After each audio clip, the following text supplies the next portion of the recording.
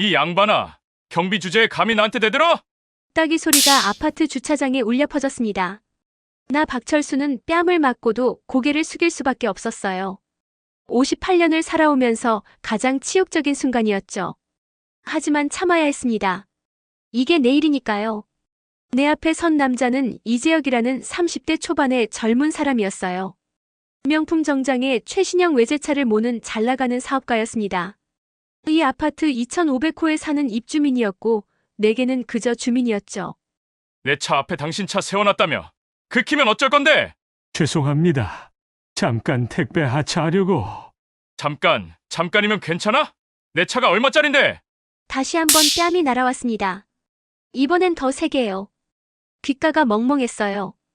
주차장에 있던 다른 주민들이 쳐다봤지만 아무도 말리지 않았습니다. 오히려 고개를 돌리거나 못 본 척 지나갔죠. 경비원 따위의 일은 그들에게 관심 밖이었으니까요. 나는 다시 고개를 숙였습니다. 부은 뺨이 쓰라렸지만 표정을 바꾸지 않았어요. 정말 죄송합니다. 앞으로 조심하겠습니다. 조심! 넌 맨날 조심하겠다고만 하잖아! 이재혁은 내 명찰을 확인하더니 비웃었어요. 그의 손가락이 명찰을 톡톡 쳤습니다. 박철수, 이름도 참 흔하네? 야, 나이 처먹고 경비나 서는 인생이 어때? 가슴이 무너져 내렸습니다. 하지만 표정 하나 바꾸지 않았어요. 이미 익숙해진 모욕이었거든요.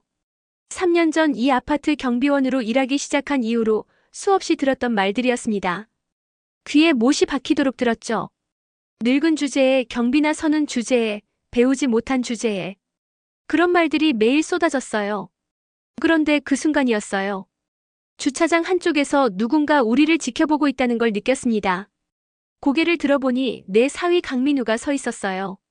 민우의 얼굴은 창백했고 눈은 믿을 수 없다는 표정이었죠. 오늘이 민우가 처음으로 우리 집에 인사 오기로 한 날이었습니다. 결혼한 지 2년이나 됐지만 제대로 된 방문은 처음이었어요. 딸 서연이가 얼마나 졸랐는지 모릅니다. 하지만 민우는 계속 핑계를 대며 밀었죠. 내가 경비원이라는 게 부끄러웠던 거예요. 그럼 민우가 지금 이 광경을 보고 있었어요. 장인이 젊은 놈한테 뺨 맞는 모습을요. 민우는 얼어붙은 듯 서 있었습니다. 다가오지도 못하고 말도 못하고요. 이재혁은 민우를 힐끗 보더니 다시 나를 향해 소리쳤어요. 목소리에는 우월감이 가득했습니다. 다음엔 가만 안 둬! 관리소장한테 말해서 니 잘라버릴 거야! 그리고는 휙 돌아서서 엘리베이터를 탔습니다. 주차장이 조용해졌어요. 나는 그제야 부은 뺨을 만지며 한숨을 쉬었습니다. 입술이 찢어져서 피가 났어요. 손수건으로 피를 닦았죠. 민우가 조심스럽게 다가왔습니다. 그의 발걸음이 무척 느렸어요. 장인어른, 민우야, 왔구나. 나는 애써 웃으며 말했지만 목소리가 떨렸습니다. 민우는 뭐라 말해야 할지 모르는 표정이었어요. 어색한 침묵이 흘렀죠. 나는 황급히 말을 이었습니다. 교대 시간이 곧 되니까 잠깐만 기다려줘. 경비실로 들어가서 문을 닫았습니다. 거울을 봤어요. 뺨이 빨갛게 부어 있었고 입술에서는 피가 계속 났습니다. 손이 떨렸어요. 분노 때문이 아니었습니다. 수치심 때문이었죠. 사위 앞에서 이런 꼴을 보인 게 가장 부끄러웠습니다. 거울 속 내 모습이 한심하게 보였어요. 교대 경비원이 왔습니다.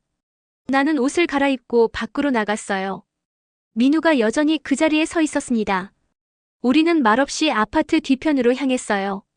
내가 아내와 함께 사는 작은 원룸으로 가는 길이었습니다. 엘리베이터도 없는 3층짜리 낡은 건물의 2층이었죠.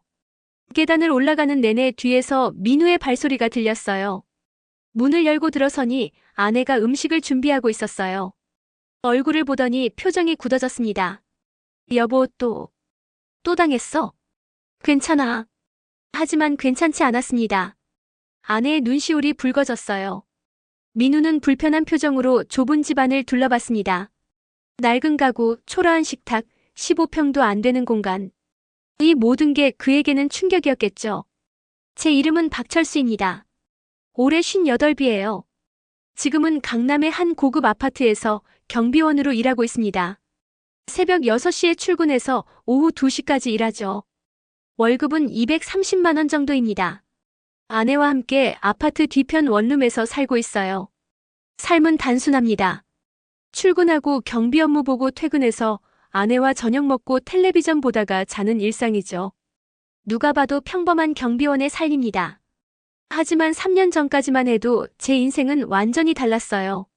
나는 대한산업이라는 대기업의 회장이었습니다. 직원 5,000명, 연 매출 3조 원 규모의 회사였죠. 강남에 있는 40층짜리 본사 빌딩 최상층이 제 사무실이었어요. 비서가 5명, 전속 기사가 2 펜트하우스에 살았고 외제차만 3대를 굴렸습니다. 제게 서열 50위 안에 드는 기업인이었죠. 그런 내가 왜 지금 경비원이 됐을까요? 이야기는 4년 전으로 거슬러 올라갑니다. 당시 회사는 승승장구하고 있었어요. 신사업 진출을 앞두고 있었고 주가도 계속 올랐죠. 그런데 한 가지 문제가 생겼습니다. 배임 혐의였어요. 회사 자금을 횡령했다는 의혹이 불거진 겁니다. 물론 사실이 아니었습니다. 누군가 나를 함정에 빠뜨린 거였어요. 장부를 조작하고 증거를 만들어낸 치밀한 범행이었죠. 검찰 조사가 시작됐고 언론이 들끓었습니다. 박철수 회장 비리 의혹이라는 헤드라인이 매일 신문에 났어요. 주가는 폭락했고 거래처들은 하나둘 발을 뺐습니다. 나는 결백을 주장했지만 소용없었어요. 조작된 증거가 너무 완벽했거든요. 결국 구속됐고 재판에 넘겨졌죠. 1년 동안 감옥에 있으면서 싸웠습니다. 변호사를 선임하고 증거를 찾아내려 했어요. 하지만 그 사이 회사는 무너졌습니다. 이사진들이 배신했고 주주들은 소송을 걸었죠. 가족들도 떠났습니다. 아니, 정확히는 아내와 딸 서연만 남았어요. 아들은 미국으로 도망갔고 친척들은 연락을 끊었죠. 친구라고 믿었던 사람들도 하나씩 사라졌습니다. 결국 1년 만에 무죄 판결을 받았어요. 하지만 이미 모든 게 끝난 뒤였죠. 회사는 파산했고 재산은 채권자들에게 넘어갔습니다. 펜트하우스도 차도 모든 게 사라졌어요. 그렇게 나는 빈털터리가 됐습니다. 55 나이에 가진 거라곤 아내와 딸뿐이었어요. 일자리를 구해야 했지만 쉽지 않았습니다. 전직 재벌 회장을 누가 고용하겠어요. 게다가 비리 혐의로 구속됐다가 풀려난 사람을요. 무죄 판결을 받았지만 세상은 그렇게 보지 않았습니다. 6달 동안 100여 군데 넘게 이력서를 냈어요. 모두 거절당했죠. 그러던 중 이 아파트 경비원 자리가 났다는 소식을 들었어요. 아내는 반대했습니다. 여보, 당신이 경비원을? 안 돼요. 하지만 선택지가 없었어요. 나는 지원했고 다행히 합격했습니다. 3년 전 봄이었죠. 처음 경비복을 입던 날을 잊을 수가 없어요. 거울을 보니 초라한 노인이 서 있었습니다. 한때 40층 꼭대기에서 수천 명을 거느리던 사람이 이제는 아파트 로비에서 주민들에게 인사하는 경비원이 된 거죠. 처음에는 정말 힘들었습니다. 주민들의 무시 온갖 자빌 밤샘 당직까지. 하지만 참았어요. 가족을 먹여 살려야 했으니까요. 그리고 한 가지 이유가 더 있었습니다. 나를 함정에 빠뜨린 사람을 찾아내야 했거든요. 1년 동안 감옥에서 생각했어요. 대체 누가 나를 배신했을까? 누가 장부를 조작하고 증거를 만들었을까? 회사 내부 사람이 아니고서는 불가능한 일이었죠. 그리고 한 명이 떠올랐습니다. 바로 이재혁이라는 놈이었어요. 이재혁은 10년 전 우리 회사에 인턴으로 들어왔습니다. 명문대를 나왔고 영어도 잘했죠. 똑똑하고 야심만만한 청년이었어요. 나는 그 친구를 눈여겨봤습니다. 정규직으로 채용했고 빠르게 승진시켰죠. 특별히 신경 써서 키웠어요. 그런데 5년 전 이재혁이 갑자기 사표를 냈습니다. 독립해서 사업을 하겠다고 했죠. 나는 말렸지만 소용없었어요. 결국 퇴사했고 1년 뒤 IT 벤처 회사를 차렸습니다. 놀랍게도 회사는 빠르게 성장했어요. 그런데 이상한 점이 있었습니다. 이재혁의 사업 아이템이 우리 회사가 준비하던 신사업과 똑같았던 거예요. 우연이라고 하기엔 너무 일치했죠. 나는 의심했지만 증거가 없었어요. 그리고 그 다음 해에 내게 배임 혐의가 씌워졌습니다. 석방되고 나서 조사를 해봤어요. 이재혁의 회사는 내가 무너진 직후 폭발적으로 성장했습니다. 우리 회사 거래처들을 모두 가져갔고 직원들도 스카우트했죠. 너무 완벽한 타이밍이었어요. 그래서 나는 이 아파트 경비원이 됐어요. 이재혁이 여기 산다는 걸 알았거든요. 가까이에서 지켜보며 증거를 찾으려 했습니다. 그리고 기회가 오면 모든 걸 되찾으려고요. 3년 동안 참고 기다렸습니다. 이재혁의 갑질은 그날 이후로 더 심해졌습니다. 마치 재미를 붙인 것처럼 매일 나를 괴롭혔어요. 아침마다 차를 세울 때면 트집을 잡았죠. 어느 날은 차에 먼지가 있다고 했고, 어느 날은 주차 위치가 마음에 안 든다고 했습니다. 늘 뭔가 문제를 만들어냈어요. 나는 고개를 숙이고 사과했습니다. 걸레를 들고 차를 닦았죠. 이재혁은 팔짱을 끼고 내가 일하는 모습을 지켜봤어요. 마치 하인을 부리는 양반처럼 말이죠. 제대로 닦아. 돈 주고 세차장 가기 아깝잖아. 차를 다 닦고 나면 또 다른 일을 시켰어요.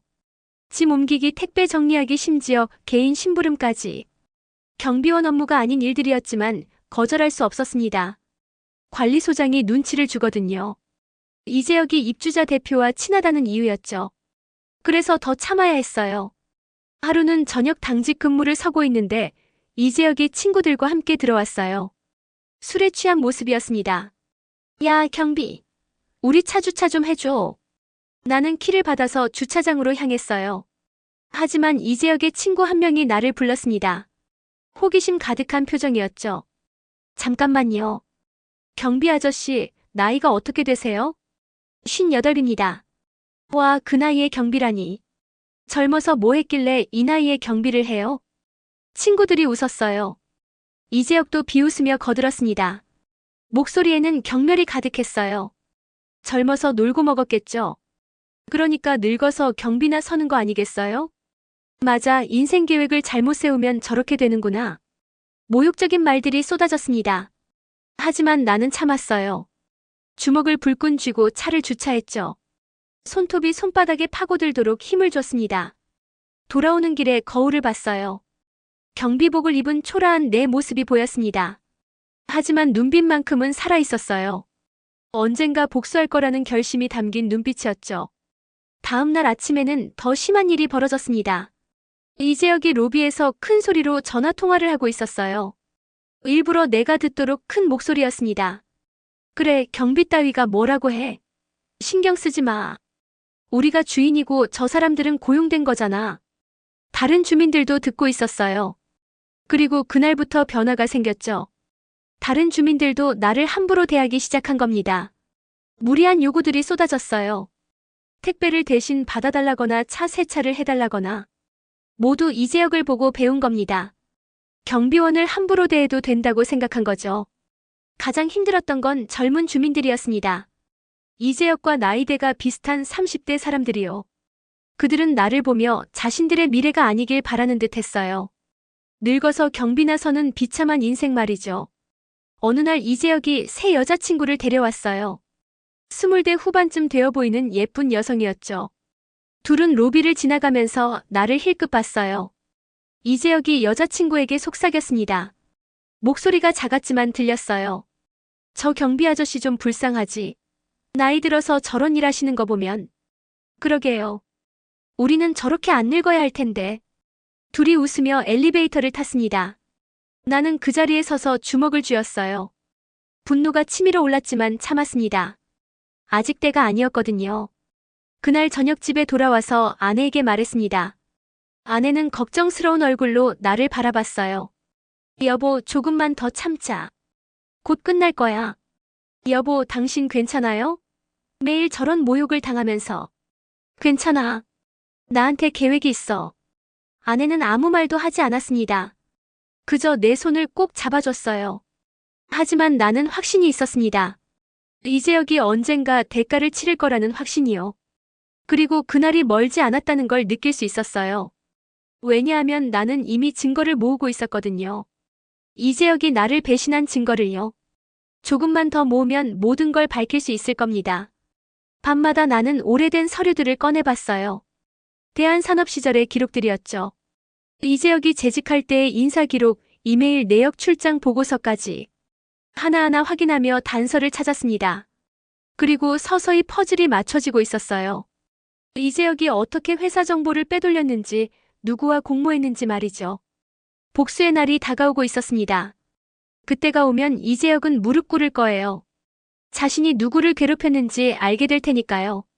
나는 매일 밤 그 순간을 상상하며 잠들었습니다. 사위 민우가 다시 찾아온 건 그로부터 일주일 후였습니다. 이번에는 딸 서연이와 함께였어요.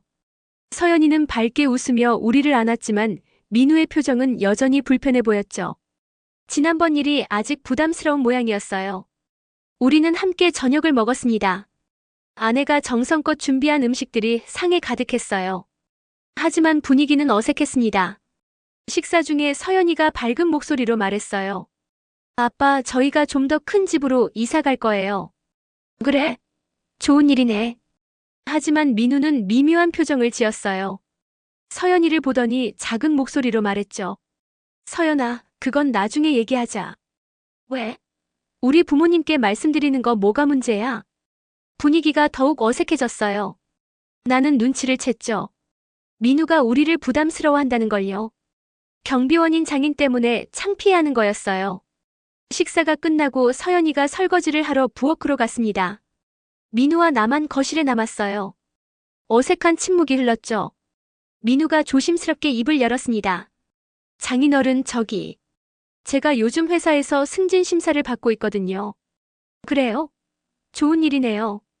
네, 그런데 가족관계도 조사한다고 하더라고요. 민우는 말을 흐렸어요. 하지만 의미는 분명했습니다.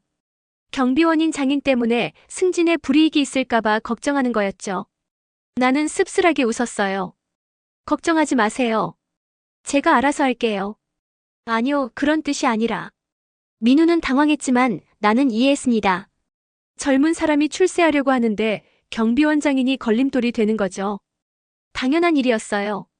그날 밤 혼자 생각했습니다. 내가 이렇게 살아가는 게 가족들에게 짐이 되고 있구나. 딸도 사위도 모두 내가 부끄러운 거구나. 가슴이 아팠지만 어쩔 수 없었어요. 아직 복수를 마치지 못했으니까요. 다음날 출근하니 이재혁이 주차장에서 기다리고 있었습니다. 뭔가 화가 난 표정이었어요. 야, 박경비. 어제 내 차 문 제대로 안 잠갔잖아. 죄송합니다. 확인하겠습니다. 확인은 무슨? 도둑 들어서 차 털리면 책임질 거야? 이재혁은 다가와서 내 가슴을 쿡쿡 찔렀어요. 욕설도 섞어가며 계속 따졌죠. 나는 고개를 숙이고 사과했습니다. 하지만 마음속으로는 날짜를 세고 있었어요. 이제 얼마 남지 않았다고요. 다시는 이런 일 없도록 하겠습니다. 당연하지. 월급이 왜 나오는데? 그때 뒤에서 목소리가 들렸어요. 돌아보니 민우가 서 있었습니다. 출근하려다 우연히 본 모양이었죠. 민우의 얼굴은 창백했어요. 또다시 장인이 괴롭힘당하는 모습을 본 겁니다. 이재혁이 민우를 보더니 물었어요. 누구세요? 저는 그냥 지나가던 사람입니다. 민우는 고개를 돌리고 황급히 사라졌습니다. 나를 외면한 거였어요. 아마 같이 있는 걸 들키기 싫었겠죠. 그 모습을 보면서 마음이 무너졌어요. 이재혁은 비웃으며 말했습니다. 목소리에는 우월감이 가득했죠. 저 사람도 당신같이 안 되려고 열심히 사는 거겠죠. 그 말을 듣는 순간 참았던 분노가 폭발할 것 같았어요. 하지만 꾹 눌렀습니다. 주먹을 쥐고 손톱이 파고들도록 힘을 줬죠. 이재혁은 만족한 듯 차를 타고 떠났습니다. 나는 그 자리에 서서 한참을 멍하니 있었어요. 민우가 나를 외면한 모습이 자꾸 떠올랐습니다. 그날 저녁 민우에게서 전화가 왔습니다. 목소리가 떨리고 있었어요. 장인어른, 제가 오늘 괜찮아요. 이해해요. 죄송합니다. 제가 비겁했습니다. 아니에요. 당신이 살아야죠. 전화를 끊고 나서 눈물이 났어요. 한때는 수천 명의 직원을 거느렸던 내가 이제는 사위에게도 짐이 되는 존재가 됐구나. 하지만 이 모든 게 끝나면 달라질 겁니다. 이재혁의 정체를 밝히고 나면 모두가 알게 될 거예요. 내가 누구였는지, 이재혁이 얼마나 비열한 놈인지 말이죠. 나는 책상 서랍을 열었습니다. 그 안에는 증거들이 가득했어요. 이메일 출력물 통화 기록 계약서 사본까지. 이제 마지막 퍼즐 하나만 맞추면 됩니다. 민우는 그날 이후로 며칠 동안 잠을 이루지 못했습니다. 장인이 괴롭힘당하는 모습이 자꾸 떠올랐거든요. 그리고 자신이 장인을 외면한 순간도요. 죄책감이 밀려왔어요. 주말에 민우는 서연에게 물었습니다. 조심스러운 목소리였죠.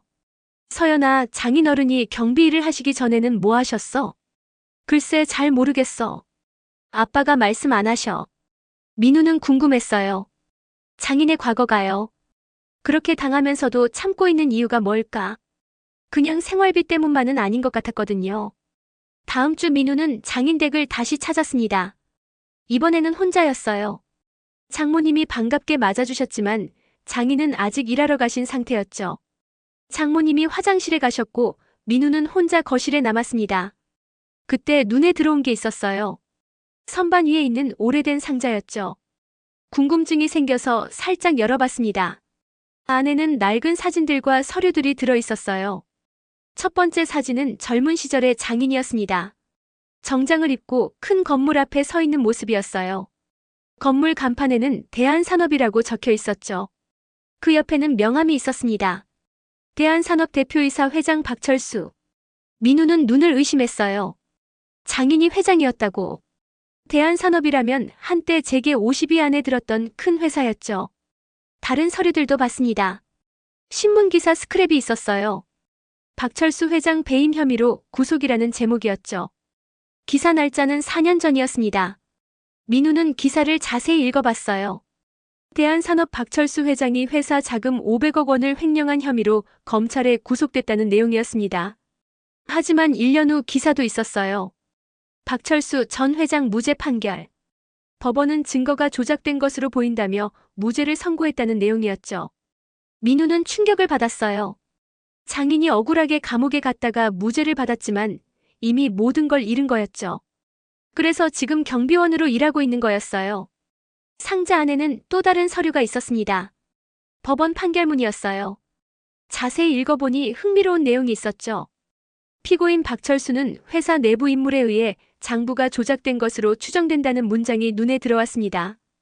그럼 장인을 함정에 빠뜨린 사람이 따로 있다는 건가? 그때 또 다른 서류가 눈에 들어왔습니다. 오래된 인사기록부였어요. 대한산업 직원 명단이었죠. 명단을 보다가 민우는 한 이름에서 멈췄습니다. 이재혁. 입사 2014년. 직책 인턴. 이재혁. 그 이름이 어디선가 들어본 것 같았어요. 민우는 생각했습니다. 어디서 들었더라? 그리고 기억났어요. 장인을 괴롭히던 바로 그 남자였죠. 2500호에 사는 그 사람이요. 민우의 가슴이 뛰기 시작했습니다. 명함 뒤에는 손글씨 메모가 있었어요. 장인의 글씨였죠. 이재혁 의심 대상. 퇴사 후 동일한 사업 시작. 확인 필요. 민우는 모든 걸 이해했습니다. 장인이 왜 이 아파트 경비원이 됐는지, 왜 이재혁의 갑질을 참고 있는지 말이에요. 복수를 위해서였던 거죠. 증거를 모으고 진실을 밝히기 위해서요. 그때 장모님이 돌아오셨어요. 민우 씨, 뭐 보고 있어? 아, 죄송합니다. 제가 실례를. 괜찮아. 어차피 곧 알게 될 일이니까. 장모님은 한숨을 쉬며 앉으셨습니다. 목소리가 무거웠어요. 우리 영감이 참 고생하고 있어. 3년 동안 저렇게 모욕당하면서도 참고 있으니까. 장모님, 그럼 이재혁이라는 사람이. 그래. 우리 영감을 배신한 놈이야. 증거만 잡으면 끝장낼 거래. 민우는 숨이 막혔어요. 그동안 자신이 얼마나 어리석었는지 깨달았죠. 장인을 부끄러워했던 자신이, 외면했던 자신이 너무 한심했습니다. 그날 오후 장인이 집에 돌아왔을 때 민우는 무릎을 꿇었어요. 장인어른, 죄송합니다. 제가 너무 몰랐습니다. 민우 씨, 이게 무슨... 모든 걸 알았습니다. 제가 도와드리겠습니다. 장인은 민우를 일으켜 세웠습니다. 손에 힘을 주었죠. 괜찮아요. 이건 내 일이니까. 아닙니다. 가족이지 않습니까? 그날부터 민우와 장인은 함께 움직이기 시작했어요. 민우는 회사 법무팀에 있는 후배에게 부탁했습니다. 이재혁의 회사를 조사해달라고요. 며칠 후 후배가 자료를 들고 왔어요. 표정이 심상치 않았죠. 형, 이거 진짜 이상한 게 많아요. 자료를 펼쳐보니 놀라운 내용들이 가득했습니다. 이재혁이 회사를 설립한 건 5년 전인데 초기 자금이 30억이었어요. 인턴 출신이 어떻게 그런 돈을 구했을까요? 게다가 회사 사업 아이템이 대한산업이 준비하던 것과 똑같았죠. 민우는 자료를 꼼꼼히 살펴봤습니다. 더 이상한 건 이재혁 회사가 대한산업 파산 직후에 폭발적으로 성장했다는 점이었어요. 여기 계약서 사본이 있어요. 날짜를 보세요. 후배가 가리킨 계약서는 대한산업 파산 발표 일주일 후에 작성된 것이었습니다. 이재혁이 대한산업의 주요 거래처들과 계약을 맺은 거였죠. 너무 빠른 타이밍이었어요. 사전에 다 준비했다는 증거였습니다. 민우는 확신했습니다. 이재혁이 모든 걸 계획한 거였어요. 장인을 함정에 빠뜨리고 회사를 무너뜨린 다음 그 자리를 차지한 거죠. 민우는 장인에게 모든 자료를 보여드렸습니다. 장인어른, 이제 증거가 충분합니다. 하지만 장인은 고개를 저었어요. 표정이 단호했죠. 아직이야. 결정적인 증거가 필요해. 무슨 증거요? 이재혁이 직접 장부를 조작했다는 증거. 지금 있는 건 정황 증거일 뿐이야. 장인은 3년 동안 준비해온 계획이 있었습니다. 이재혁의 회사 내부 고발자를 만든 거였어요. 이재혁 밑에서 일하던 직원 중 한 명을 설득한 겁니다. 장인은 조용히 말했어요. 내일 그 직원이 증거를 가지고 나올 거야. 어떤 증거요? 이재혁이 내 회사 장부를 조작했다는 이메일과 통화 녹음이야. 다음 날 저녁 약속 장소에서 그 직원을 만났습니다. 30대 초반의 남성이었어요. 긴장한 표정이었지만 눈빛은 확고했습니다. 저는 이재혁 밑에서 5년 동안 일했어요. 처음엔 몰랐는데 나중에 알게 됐죠. 직원은 USB를 꺼냈습니다. 손이 떨렸어요. 여기다 있어요. 이재혁이 대한산업 재직 중에 회계 담당자와 주고받은 이메일이요. 장인은 떨리는 손으로 USB를 받았어요. 3년을 기다린 순간이었죠. 그리고 녹음 파일도 있어요. 이재혁이 술 취해서 자랑하듯 말하던 거예요. 민우는 파일을 확인했습니다. 모든 게 명확했어요. 이재혁의 목소리로 범행을 자백하는 내용이 녹음되어 있었죠.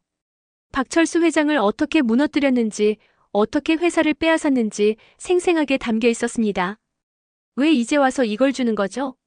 직원의 목소리가 떨렸어요. 양심에 걸려서요. 그리고 이재혁이 저한테도 똑같은 짓을 하려고 했거든요. 장인은 직원에게 고개를 숙였습니다. 진심 어린 감사의 표시였죠.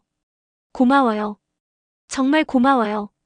그날 밤 장인과 민우는 변호사를 만났습니다. 모든 증거를 보여주며 고소장을 준비했죠. 변호사는 자료를 검토하더니 확신에 찬 목소리로 말했어요. 증거가 충분합니다.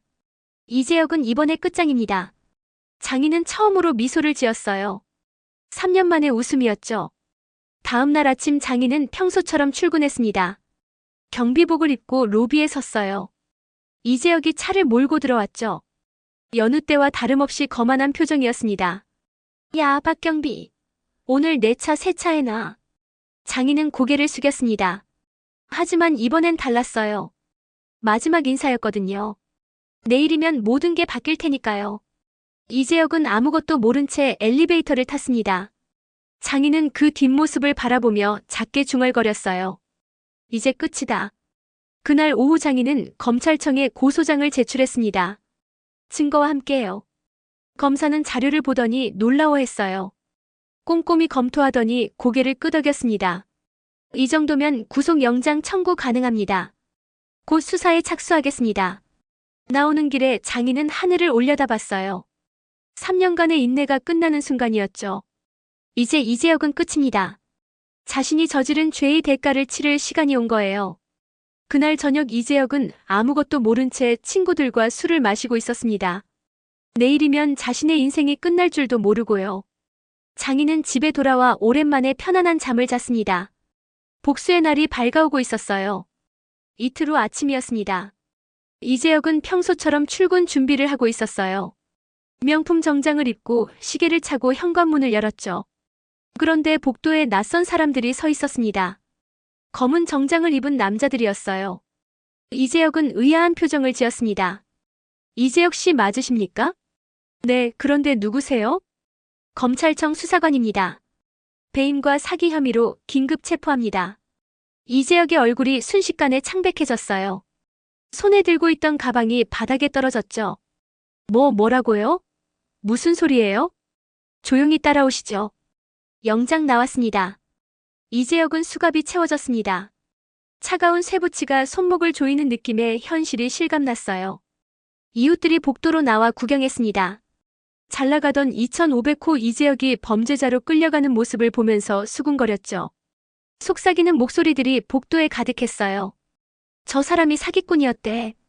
회사 자금 횡령했다던데. 이재혁은 끌려 내려왔습니다. 로비를 지날 때 장인이 서 있었어요. 평소처럼 경비복을 입고 있었죠. 하지만 표정은 달랐습니다. 차갑고 단호한 눈빛이었어요. 이재혁과 눈이 마주쳤습니다. 이재혁의 눈이 커졌어요. 박경비, 당신이 신고한 거야? 장인은 대답하지 않았습니다. 그저 차갑게 바라봤을 뿐이죠. 이재혁은 끌려가면서 소리쳤어요. 목소리가 떨리고 있었습니다. 당신이 뭔데? 경비 주제해. 하지만 아무도 듣지 않았습니다. 수사관들은 이재혁을 차에 태웠고 차는 검찰청으로 향했어요. 로비가 조용해졌습니다. 주민들이 장인을 쳐다봤지만 장인은 아무 말도 하지 않았죠. 그냥 평소처럼 업무를 보기 시작했어요. 하지만 입가에는 작은 미소가 번졌습니다. 그날 오후 기자회견이 열렸습니다. 장인이 기자들 앞에 섰어요. 더 이상 경비복이 아니었습니다. 정장을 입고 있었죠. 깔끔하게 면도를 하고 머리를 단정히 빗은 모습이었어요. 3년 만에 본 진짜 박철수 회장의 모습이었습니다. 안녕하십니까? 저는 전 대한산업회장 박철수입니다. 기자들이 술렁였어요. 죽은 줄 알았던 박철수 회장이 살아있었던 겁니다. 플래시가 터지고 카메라가 돌아갔어요. 4년 전 저는 배임 혐의로 구속됐습니다. 하지만 무죄였죠. 진짜 범인은 따로 있었어요. 장인은 모든 증거를 공개했습니다. 이메일 녹음 파일 계약서까지. 기자들은 정신없이 받아 적었어요. 셔터 소리가 그치지 않았죠. 이재혁은 제 회사에 인턴으로 들어와서 신뢰를 얻었습니다. 그리고 회계 담당자를 매수해서 장부를 조작했죠. 기자들의 질문이 쏟아졌습니다. 그럼 회장님은 왜 그동안 숨어 계셨습니까? 장인은 침착하게 대답했어요. 증거를 모으기 위해서였습니다. 3년 동안 경비원으로 일하면서 이재혁을 관찰했죠. 경비원으로요? 네. 그가 사는 아파트에서 일했습니다. 기자들이 놀랐어요. 3년 동안 경비원으로 일했다니요. 누군가 물었습니다. 힘들지 않으셨습니까? 장인은 잠시 침묵했다가 대답했어요. 힘들었습니다. 매일 모욕당하고 괴롭힘 당했죠. 특히 이재혁에게요. 뉴스는 전국으로 퍼져나갔어요. 경비원이었던 전직 회장의 복수국이라는 제목으로요. 사람들은 충격을 받았습니다. 인터넷에는 댓글이 폭발적으로 달렸죠. 이재혁은 구치소에서 뉴스를 봤어요. 그제야 깨달았죠. 자기가 3년 동안 괴롭힌 경비원이 바로 박철수 회장이었다는 걸요. 자신을 키워준 은인이었고 자신이 배신한 그 사람이었어요. 이재혁의 손이 떨렸습니다. 아니야. 머리를 감쌌습니다. 모든 게 끝났다는 걸 알았죠. 배임 사기 횡령까지. 최소 10년은 감옥에 있어야 할 겁니다. 며칠 후 재판이 열렸습니다. 법정에서 장인과 이재혁이 마주했어요. 이재혁은 무릎을 꿇었습니다. 목소리가 떨렸어요. 회장님, 죄송합니다. 제가 잘못했습니다. 하지만 장인은 돌아섰어요. 용서할 수 없었습니다. 판사가 판결을 내렸습니다. 법정이 조용해졌어요. 피고인 이재혁에게 징역 12년을 선고한다. 방청석에서 탄성이 나왔어요. 이재혁은 고개를 떨구었죠. 법정을 나오는 장인을 기자들이 둘러쌌습니다. 기분이 어떠십니까? 장인은 깊은 한숨을 쉬었어요. 홀가분합니다. 드디어 진실이 밝혀졌으니까요. 집에 돌아온 장인을 가족들이 반겼습니다. 판결이 난 지 한 달이 지났습니다.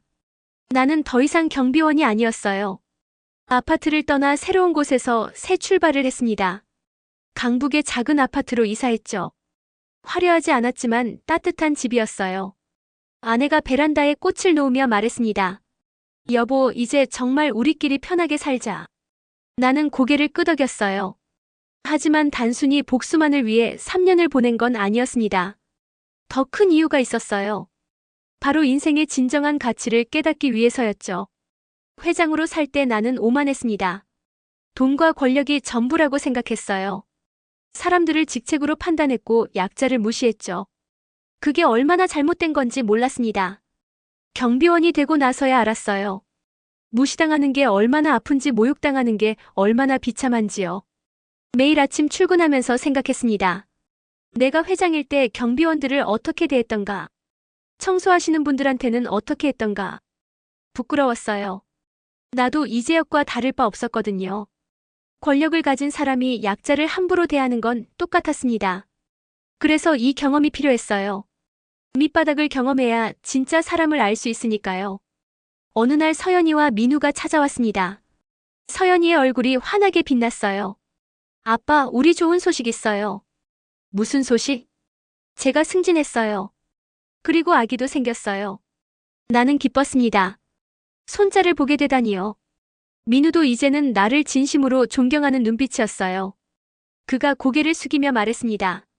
장인어른, 그동안 정말 죄송했습니다. 아니에요. 당신도 살아야 했으니까요. 아니에요.